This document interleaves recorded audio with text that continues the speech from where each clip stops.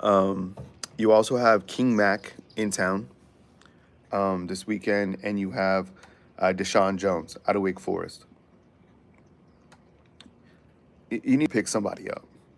And I know Kobe Minor out of Indiana is visiting next weekend, but you need to put some guys in. And the thing about the transfer portal is, while it is closed, guys that are in the portal, they could still commit to you at any point in time going forward. So you could have like someone from the transfer portal commit like in June, I mean July, whatever, and still be able to be eligible this year. You just can't put your name anymore in the transfer portal, right? And there's still probably some late additions that hit the portal in terms of paperwork that we could see. I don't know. Today would be like a really big stretch, but that's kind of the case. Adam saying Stetson Bennett was at UGA since like 1915 and still didn't graduate. Yeah, Van Wilder, right? You seen that show, Van Wilder?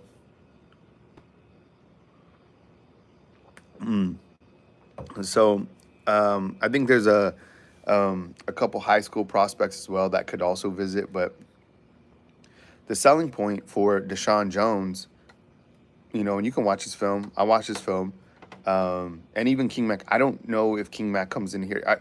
I don't think he starts. But I think the corner position is up for grabs, and that's no disrespect to anybody that is currently a corner. But considering you lost Kool Aid and Terran Arnold, in the first and second rounds, those spots are open for business. And I was talking with Coach Sean yesterday, and I asked Coach Sean, I was like, hey, what's your assessment of Damani Jackson? You can go watch that video to see what Coach Sean had to say about Damani Jackson.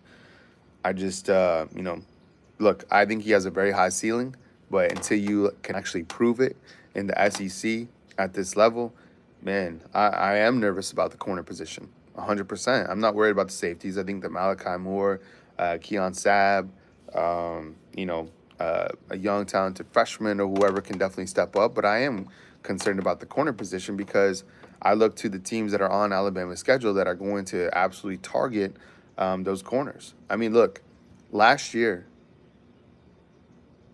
can you name a country from an edit? I'm not sure what that means. Um, Last year, think about Alabama's corners and who they faced. The receivers last year, they were crazy, right?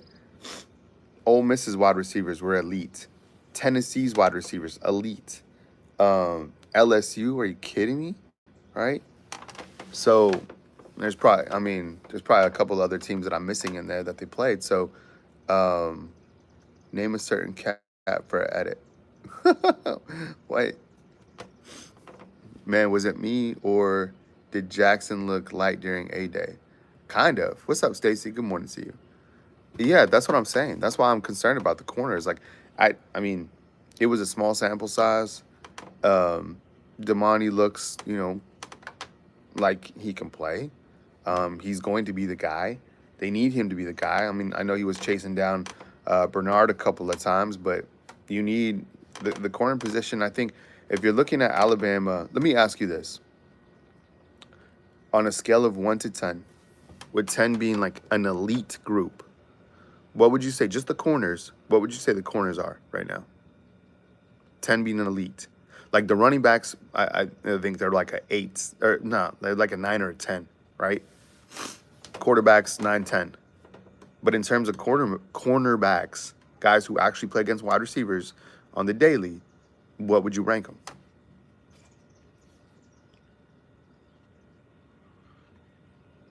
Stacy, what's up? See, okay, yeah, you guys are right. 5, 6. No, I 100% would say that. I think, yeah, I would say 6 as well. And now that can change because these corners are going to only grow up, and a ton of them got here as early enrollees. Um, so they have experience in that sense of being here at the program, being in the weight room. But there's going against, these guys on the daily, Kobe, Kendrick Law, Jeremy Bernard, Emmanuel Henderson, the list goes on. But they're unproven, 100%. Hey, think about this. No corner. Who started last year for Alabama's secondary? For Alabama. Who? Is that it?